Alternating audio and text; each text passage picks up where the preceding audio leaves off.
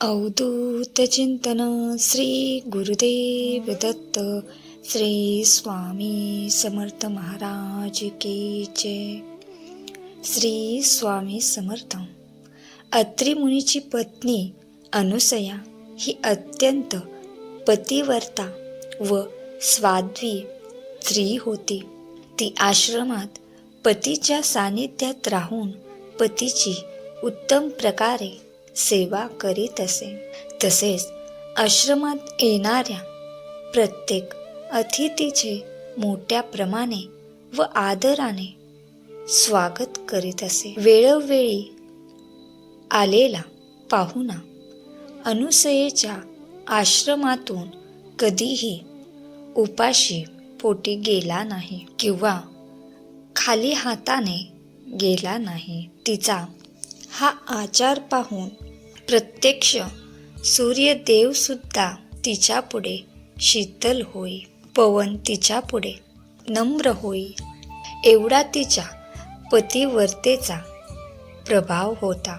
पतीबद्दल तिच्या ठायी असलेली अनन्य भक्ती व लोकांबद्दल असलेला आत्यंतिक आदर यामुळे तिचे नाव साध्वी व पतिव्रता स्त्री म्हणून सर्वतोमुखी झाले.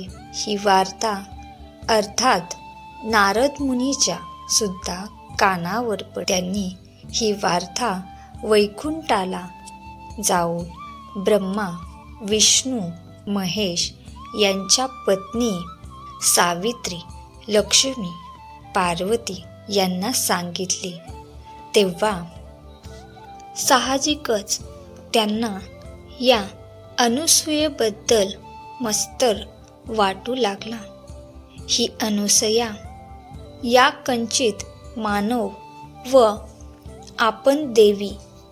तेव्हा या अनुसयेचे वर्चस्व आपणावर उपयोगी नाही. तेव्हा हिचे सत्वहरण करावे असा त्यांच्या मनात विचार आला आणि हा विचार त्यांनी आपापल्या पतीजवळ बोलून दाखविला. त्रिमूर्ती म्हणजेच ब्रह्मा, विष्णू, महेश हे संतप्त झाले आणि म्हणाले, ती पतिव्रता कशी आहे ते आम्ही पाहतो व तिचा व्रतभंग आम्ही जरूर करतो. अशी प्रतिज्ञा करून त्या तिघांनीही ब्राह्मणांची रूपे घेतली. शुभ्र धोतर, अंगावर रेशमी उपरणे, यज्ञोपवीत आणि हातात कमंडलू अशा रूपात ते तिघेही निघाले. अत्रि मुनीच्या आश्रमात आले. भर दुपारची वेळ होती. अशा वेळी आपल्या आश्रमात आलेले ब्राह्मण अतिथी पाहून अनुसूयेने त्यांना मोठ्या आदराने बसावयास आसन दिले. त्यांचे चरण धुतले व भक्तिभावाने त्यांचे पूजन केले.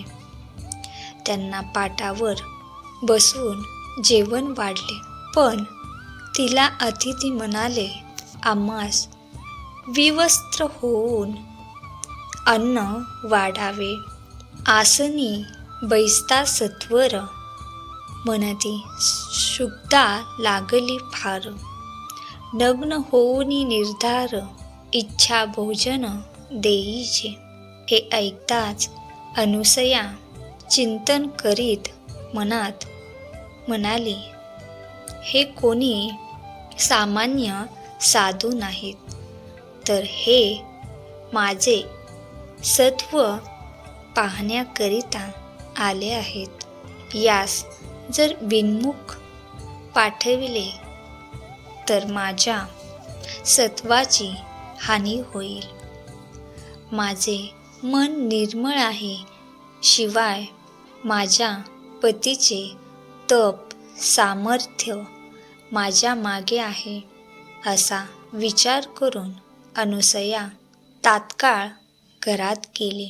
त्यावेळी तिचे पती देवाजवळ ध्यानस्थ बसले होते. त्यास ही सारी कथा निवेदन केली. तेव्हा मुनीने अंतर्ज्ञानाने हे सारे ओळखले व आपल्या पत्नीस एका पंचपात्रात गंगोदक देऊन म्हणाले, हे गंगोदक त्या अतिथींच्या अंगावर ओढव व त्यांना इच्छा भोजन दे. ते तिघे अतिथी तत्काळ बालक झाले. तेव्हा अनुसयेने तत्काळ त्यांना उचलून कडेवर घेतले आणि त्या अतिथींच्या इच्छेप्रमाणे कंचुकोसहित परिधान फेडूनी ठेवी न लगता क्षण नग्न होऊन या जाणं बाळांजवळी बैसत असे. बाळे घेऊनी मांडोवरी स्तनी लावी जेव्हा सुंदरी. पाना फुटला ते अवसरी देखोनी सते आनंदय. तिघा अतिथींची बालके झाली, ती बालके रडू लागली. तेव्हा त्यांना भूक लागली असेल असे समजून अनुसयेने त्यांना प्रथेच्छ स्तनपान करविले. त्यांचे पोट भरल्यानंतर त्यांना पाळण्यात घालून थोपटून झोपविले. स्वर्गलोकात तीनही देवस्त्रिया आपल्या पतीची वाट पाहू लागल्या. तेव्हा नारद मुनी अत्रि मुनीचा निरोप घेऊन स्वर्गलोकी आले व घडलेली घटना सांगितली. या चिंताग्रस्त झाल्या. त्या तिघी अनुसयेकडे गेल्या. तिची त्यांनी करुणा भाकून झालेली सारी कथा निवेदन केली व अनुसयेची क्षमा मागितली. अनुसयेस दया येऊन तिने हा वृत्तांत आपल्या पतीस सांगितला. तेव्हा अत्रि मुनींनी पुन्हा गंगोदक देऊन ते त्या बालकावर शिंपडण्यास सांगितले. तेव्हा हातात तीर्थाची पंचपात्री घेऊन अनुसया बाहेर आली. त्या बालकावर गंगोदक शिंपडले तेव्हा ती बालके पूर्वता देवस्वरूप झाली. ब्रह्मा, विष्णू, महेश इतक्यात मुनी बाहेर आले. त्यांनी देवांना साष्टांग नमस्कार घातला. विष्णू, शंकर, ब्रह्मदेव प्रसन्न झाले व म्हणाले, हे अनुसये, आम्ही तुझवर प्रसन्न झालो आहोत. इच्छित वर माग.